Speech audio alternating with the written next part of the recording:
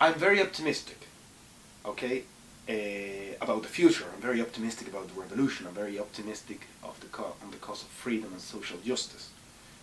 If we ever reach an anarchist world, I don't know, and I don't care. For me, anarchism is not an utopia for 100 or 200 years' time. For me, anarchism is a living force that's moving society in the right direction. And that's the role that we have as a revolutionary movement. By that, I don't mean that we have to ignore having a revolutionary program. Quite the contrary. We need to say exactly what we want society to look like, but we have to be aware that revolution is not done by vanguards alone. Revolution is done by the bulk of the people. And our project will change, and it will have to change. Because anarchism in 150 years has been unable to change society. I mean, it has changed society, but has been unable to create paradise on earth.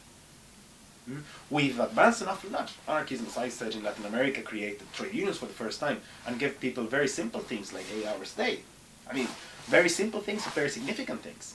It means that the world is a better place now.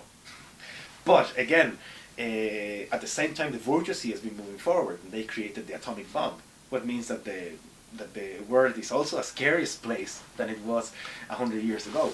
Now, coming back to this, I think that our project is not flawless, so I don't care about utopias. I hate when anarchism goes down the path of social engineering and prescribing people how you're going to love, how you're going to live, how you're going to dream, how you're going to shit, how you're going to eat in an anarchist society. Because that's not going to be decided by a few chosen people. It's going to be decided by the people themselves there, and actually by each individual person. I don't think that you can do much about social engineering, and I don't think that that's desirable. And I read a lot of the anarchist utopias from the late 19th century, and I go, oh, that sounds really scary, you know? I hate that. As I said, I don't think I take an utopian line. What I think is that we should try to get the principles of anarchism. And the principles are very simple. We have to share. We live in a society where no one should own what's collective. No one should have private property. No one should be firing and hiring others and thus taking control over their lives. We shouldn't live in a society where actually any chosen people should prescribe others how to live their lives, in as much as their decisions don't affect others. Of course, society has a right to defend itself. So I don't think that drinking and driving is compatible with an anarchist ethics, for instance, at all. But at the same time,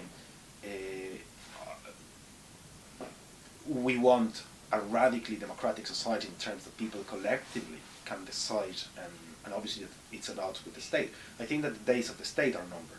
I think that the days of capitalism are numbered, and we have to work to prepare the ground for something better to come. And that's what anarchists are doing. We're preparing the ground for something better to come.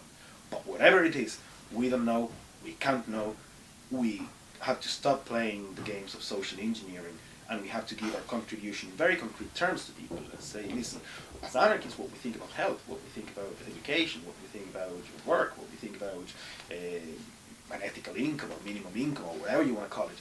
And from that perspective, what we think about profiteering, speculation, what we think about the financial sector, because you'll have to deal with a number of problems. I mean, not because you topple Mubarak, then it means that the day of tomorrow you're going to have you won't have a monetary economy. I mean, simple stuff like that. I think that anarchists have to start looking into all those kind of complex aspects of society and offering solutions from an anarchist point of view. And I think that in the process they will alter and they will change, and probably we might be proved wrong at times, probably we will sometimes win our arguments, but the important thing is that we can make change as collective as possible. For me, that's what makes different anarchism to other political currents, that we really build with the people, and we really have made historically the concept of democracy from below not only a beautiful idea for the future, but a means to accumulating strength through struggle.